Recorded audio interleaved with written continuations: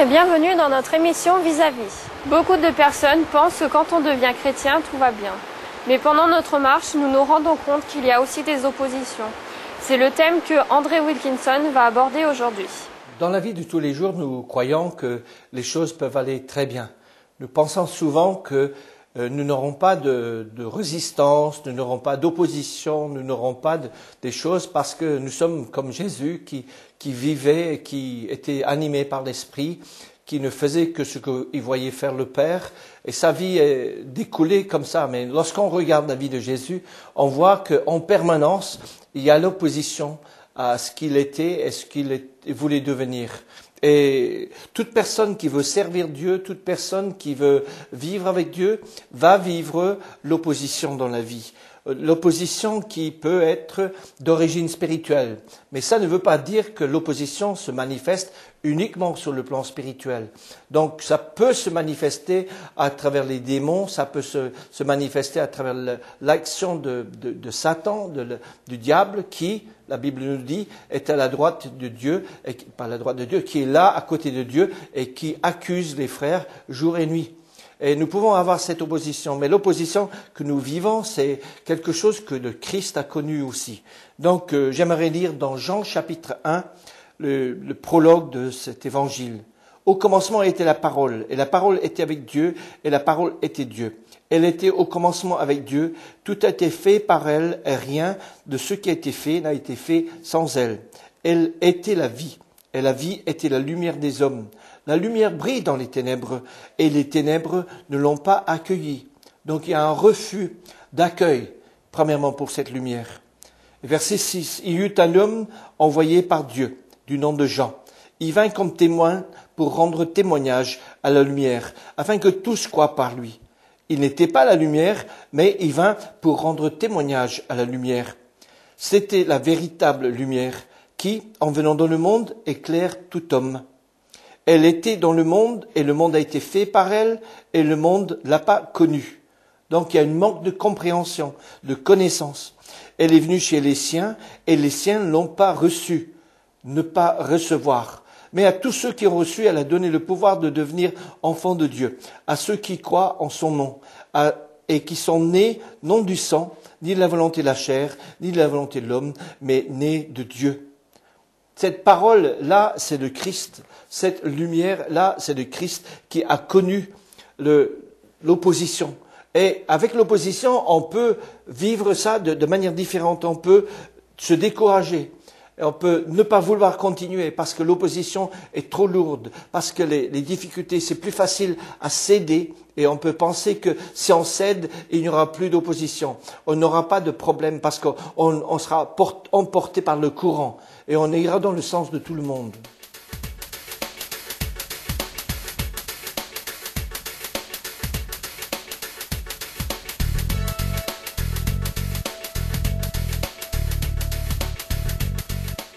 L'opposition peut avoir des formes différentes et l'ennemi peut utiliser des moyens, il peut avoir des ennemis, il peut avoir même des amis, il peut avoir même notre propre réflexion sur la vie et ces choses-là peuvent être utilisées comme moyen pour nous décourager. C'est une opposition qui vient de l'extérieur. Et une des choses qui est très utilisée dans la vie d'aujourd'hui et dans la vie par exemple, dans la vie de Jésus, c'est la question de la moquerie. On se moque de gens. Par exemple, dans Matthieu 27, quand les soldats sont en train de torturer Jésus, ils arrivent, et verset 29, ils tressèrent une couronne d'épines et les posèrent sur sa tête, et se mit un roseau dans la main droite, puis ils s'agenouillaient devant lui, et en se moquant de lui, en disant « Salut, roi des Juifs !» Et ils crachèrent sur lui, prenaient le roseau et le frappaient la tête. Après s'être moqués de lui, ils lui ôtèrent le manteau et lui remirent les vêtements et l'emmenèrent pour le crucifier. La moquerie est un instrument d'opposition à ce qu'on peut être en tant que croyant. Quelqu'un qui est croyant aujourd'hui est considéré comme quelqu'un qui est apte à être le sujet, l'objet de la moquerie. Parce qu'on n'aime pas. Souvent les gens accusent les autres des choses que eux, ils voudraient voir. Quand on parle de fidélité, par exemple, dans le couple ou dans la vie, les gens se moquent en disant, mais toi tu es fidèle à celle-là, à celui-là, et ils se moquent. Mais le fond de leur cœur, c'est qu'ils veulent que les autres soient fidèles à leur égard. Et quelquefois, on les voit, ils sont tellement acharnés contre ceux ou celles qui sont dans la fidélité, parce que eux, ils sont dans une souffrance vis-à-vis de la fidélité, vis-à-vis des infidélités qu'ils ont vécues et qu'ils subissent. Et souvent, ces choses sont utilisées pour piquer, pour détruire. La moquerie est là. Dieu ne se moque jamais des gens. Dieu reprend les gens. Dieu est prêt à corriger. La parole de Dieu dit, celui qui aime bien, il châtie bien. Et le Seigneur est prêt à reprendre. Et chacun de nous peut être repris par Dieu. Mais Dieu ne se moque jamais de nous. Dieu n'est pas un moqueur. C'est l'adversaire qui est l'origine de la moquerie. Dieu a-t-il réellement dit? Est-ce que c'est possible que Dieu, lui, l'Éternel, le Tout-Puissant, qui puisse dire une chose pareille à un couple comme vous, a dit le serpent dans le jardin?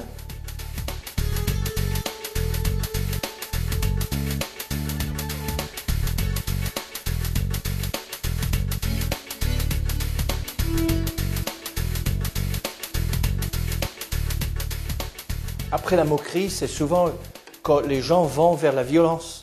Quand ça ne déborde pas, quand ça n'a pas son effet, on utilise la violence et la vengeance. Il y a une espèce d'animosité qui vient et qui agit. Combien de fois dans la vie de Jésus même, les gens ont utilisé la violence. Hérode était le premier qui avait fait ça. Quand il a entendu par les mages que le Christ est né, le roi des Juifs, qu'est-ce qu'il a fait? Il a tué des enfants de l'âge de 2 ans et en dessous. La violence était entrée là contre ce qu'était Jésus-Christ et ce qu'il représentait et ce qu'il pouvait accomplir. Et à plusieurs reprises, pendant le ministère de Jésus, quand il était adulte après l'âge de 30 ans, quand il était là au milieu de son peuple, le peuple d'Israël, quand il marchait au milieu d'eux, au moins 2 fois, et une fois c'est dit qu'ils ont essayé de le faire précipiter du haut d'une falaise. Et à un autre moment, ils ont pris, quand ils étaient dans le temple, ils ont pris des pierres pour le lapider. Et puis la violence finale qui a eu lieu avec la croix, quand les gens se sont moqués de lui, ont accusé, et puis l'opposition était très très forte parce que ces choses viennent, l'accusation est là pour essayer de dévier.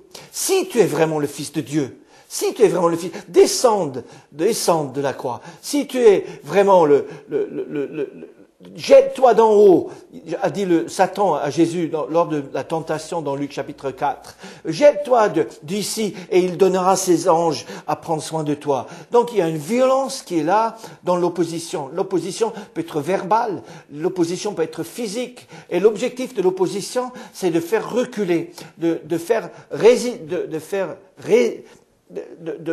la personne va résilier, va dire non, je veux plus, je regrette ce que je fais, je retire ma confession de foi, je ne veux plus. Et l'opposition est là pour essayer de démolir le cœur et l'individu.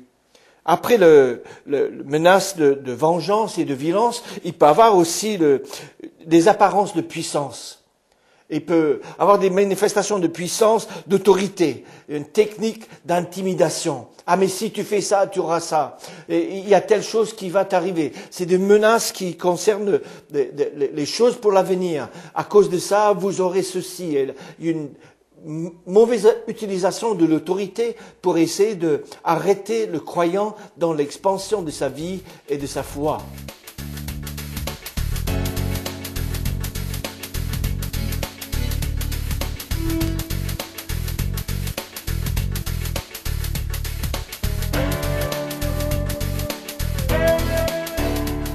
Quelquefois, l'opposition est beaucoup plus nuancée, plus soft. C'est-à-dire, les gens utilisent des questions. Ils utilisent des questions au lieu de confronter. Il n'y a pas une confrontation frontale, il y a des questions, exactement comme Satan a fait avec Ève, le serpent qui a dit « Dieu a-t-il réellement dit ?» Il y a ces questions qui soulignent les faiblesses. Et là, il n'est pas nécessaire d'exagérer. Si on veut blesser quelqu'un, il faut simplement dire quelque chose qui corresponde à une chose qui est dans leur cœur. Par exemple, on peut dire « Ah, toi le grand » ou « toi le petit » ou « toi le gros » ou « toi le mince ». Et puis, on utilise quelque chose qui est dans le cœur de la personne et l'opposition essaie par la question, pousser la personne à dire oui, t'as raison. De toute manière, tu n'as pas l'expérience, tu n'as pas les capacités, tu n'arriveras jamais, tu peux pas accomplir ça, tu ne peux pas rester fidèle parce que regardez les infidélités que tu as eues dans ta vie et toutes ces choses qui sont là pour amener des questions dans le cœur du croyant. Qu'en réalité, Dieu veut qu'on soit capable de lui donner nos faiblesses, capable de dire oui, je suis faible. Comme Paul a dit, quand je suis faible, alors je suis fort. Quand nous admettons nos faiblesses et nous disons oui, c'est vrai, je sais que je ne peux pas faire ça, je sais que je ne peux pas accomplir ça, mais ces questions qui viennent nous piquer, pour nous démolir, c'est l'opposition qui est là. Et pas simplement pour souligner nos points faibles, mais aussi quelquefois pour parler de l'immensité de la tâche. Ah, tu penses que tu vas pouvoir accomplir cette tâche? Et regardez l'histoire de Néhémie, où dans l'histoire, on dit, mais un animal pourrait démolir le mur que vous êtes en train de monter. Ça ne tient pas. Regarde, la tâche est trop grande et vous êtes mal équipé, vous êtes mal expérimenté, vous n'êtes pas assez qualifié, vous n'avez pas les outils nécessaires. Et l'opposition vient pour ça, pour démolir, pour essayer de souligner qu'on ne peut pas porter du fruit. L'objectif, beaucoup de travail pour peu de fruits. Tu as beaucoup travaillé, mais regarde ce que tu as fait. C'est pas grand-chose. T'as touché 2 personnes, 3 personnes. Mais là, c'est l'opposition qui vient pour nous démolir, pour souligner les choses qui sont trop grandes pour nous. Et pour dire, mais on peut pas faire les choses. Mais la Bible dit, avec Dieu, nous ferons des exploits. Donc, si c'est des véritables exploits, c'est parce que Dieu les accomplit à travers des gens qui sont incapables. Si on était capable de le faire, ça ne serait pas un exploit. Mais parce qu'on arrive à faire quelque chose qu'on est incapable de faire, là, on voit que Dieu accomplit des exploits à travers nous.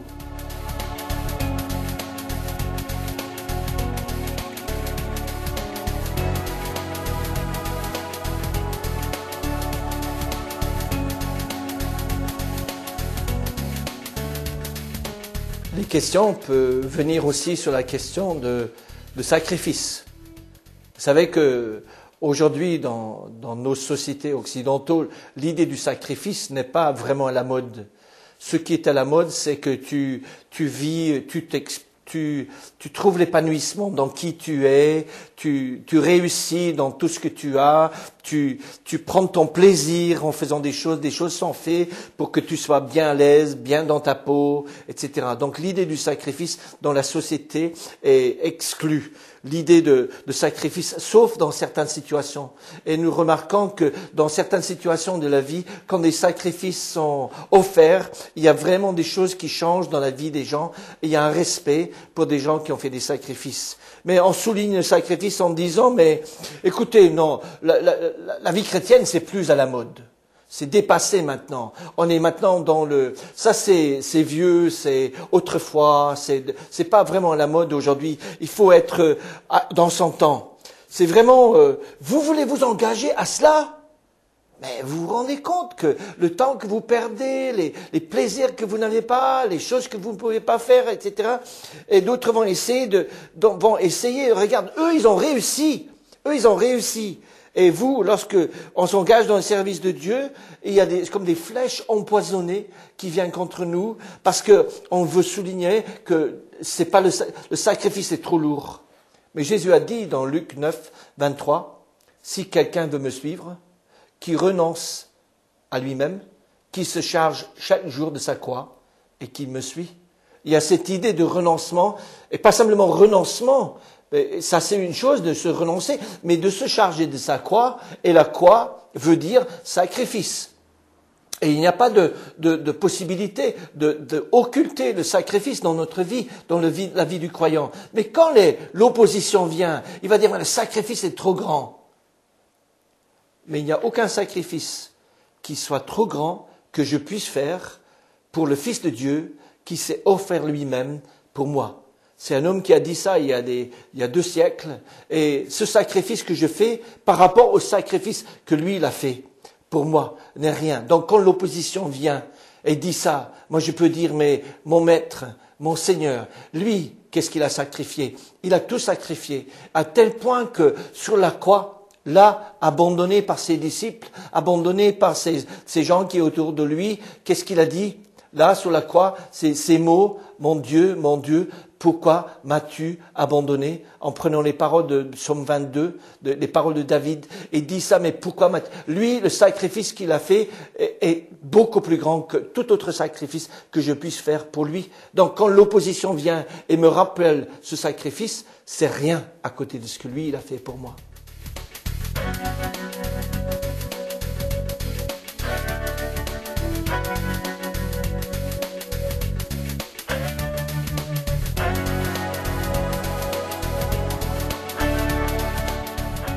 Le fait qu'on soit la cible des attaques de l'opposition prouve que nous avons une valeur. Parce que si on n'avait pas de valeur, on ne s'opposera pas à ce que nous sommes, à ce qu'on peut faire. C'est exactement comme ce livre ici, la Bible est la parole de Dieu. Et combien de siècles on s'est opposé à ce livre. Pourquoi? Parce qu'il est puissant, il est puissant. Il peut accomplir des choses, ce livre. Il accomplit des choses dans la vie d'énormément de gens et c'est pour ça qu'on le ridiculise. C'est pour ça qu'on méprise la Bible. C'est pour ça qu'on méprise la parole de Dieu. C'est pour ça qu'on est prêt à attaquer, même violemment, des gens. Vous savez, dans le pays de France, il y a 300 ans, des gens ont été roués, ont été mis au bûcher parce qu'ils avaient une Bible sur eux. Pas parce qu'ils prêchaient la Bible, mais simplement par le fait de posséder la Bible. Et l'opposition vient parce qu'il y a des choses de grande valeur. Et c'est pourquoi il y avait une telle opposition à la personne de Jésus. Parce qu'il avait une telle valeur. Personne n'a jamais eu la même valeur que cette personne-là. Ce Jésus, ce Fils de Dieu, Fils de l'homme. C'est pour ça qu'il est encore critiqué. C'est pour ça que certains films sont faits à son sujet, pour dénigrer, pour démolir qui il est, parce qu'il a une véritable valeur. C'est pour ça que même son nom est utilisé, et le nom de Dieu est utilisé dans les jurons, parce que ça a une vraie valeur. Si ça n'avait pas de valeur, on ne l'utiliserait pas. On n'utilise pas les noms des gens qui n'ont pas de valeur pour dire des gros mots, mais on utilise le nom de Dieu parce que Dieu a de la valeur. On utilise le nom de Jésus parce qu'il a une valeur. Et c'est certain qu'il y aura il y a un mélange de l'opposition, dans l'opposition, il y a un mélange de vérité et de mensonge. C'est pas tout le mensonge, c'est un mélange des choses. Et quand il y a des choses que nous allons vivre, nous allons vivre de la jalousie des autres. Il y a d'autres qui sont jaloux de qui vous êtes en Christ, de la vie que vous avez avec Jésus-Christ. Ils sont jaloux de ça. D'autres vont calomnier votre nom. Ils vont dénigrer, ils vont dire des choses qui ne sont pas vraies. Et ils vont essayer de vous démolir. Ils vont essayer de vous menacer. Et beaucoup d'expériences dans la vie sont là pour nous montrer que le fait que l'opposition est là montre qu'il y a une valeur que nous avons en nous. Il y a une valeur que Dieu a placée en nous. La crainte est la réaction normale que nous avons vis-à-vis de l'opposition. Mais Dieu veut nous remplir de son amour pour que quand la crainte vient, on puisse lui donner ça. Parce que l'amour parfait bannit la crainte. Et quand quelque chose est banni, il n'y a plus d'existence dans notre lieu. Parce que nous sommes remplis de l'amour de Dieu. Nous nous savons aimer de Dieu.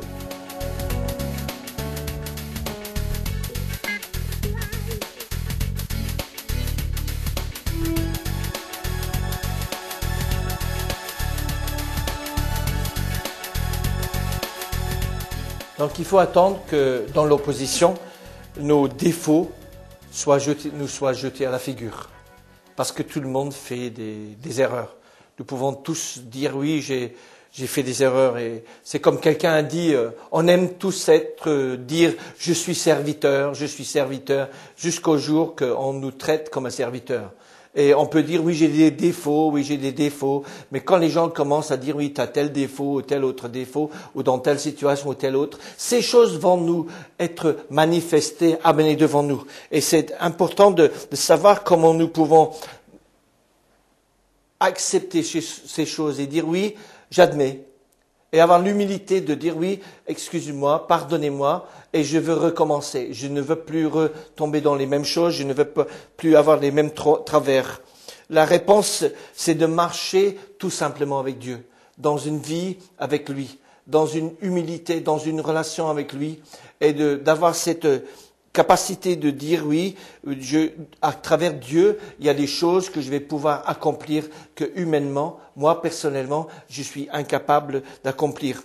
Un général américain a dit, lorsque vous décidez dans votre tête d'accomplir quelque chose, fixez cela dans votre objectif et prendre soin de jamais perdre ça de vue. C'est très important.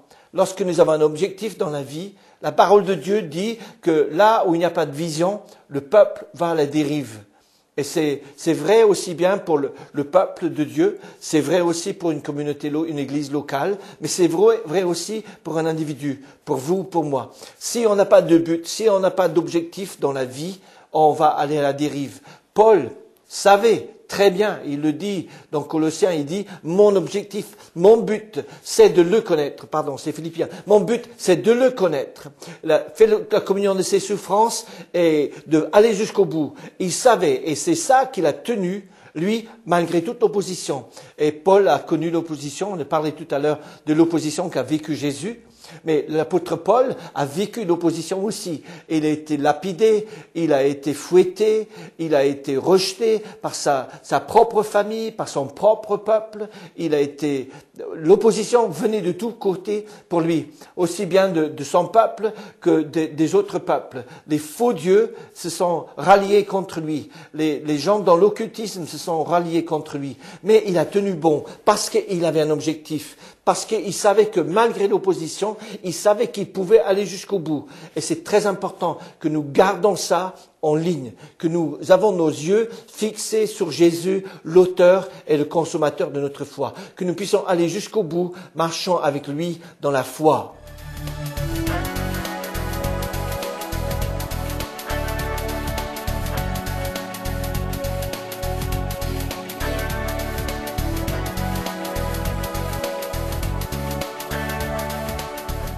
Il est important lorsque nous ressentons que les questions viennent, qu'il y a des remarques qui sont faites, que nous prenons le temps de reconnaître la différence entre des réflexions légitimes et des critiques négatives. Il peut y avoir des critiques qui sont très bonnes, qui nous aident à grandir, à croître, à mettre de côté des choses, mais il peut y avoir des critiques qui sont négatives. Et l'objectif de la critique négative, c'est de nous amoindrir. Et que la critique qui est positive, qui est légitime, est là pour nous perfectionner, pour nous rendre plus aptes à faire des choses. Si nous n'acceptons pas les critiques, si nous disons que toute critique est de l'opposition, nous nous trompons.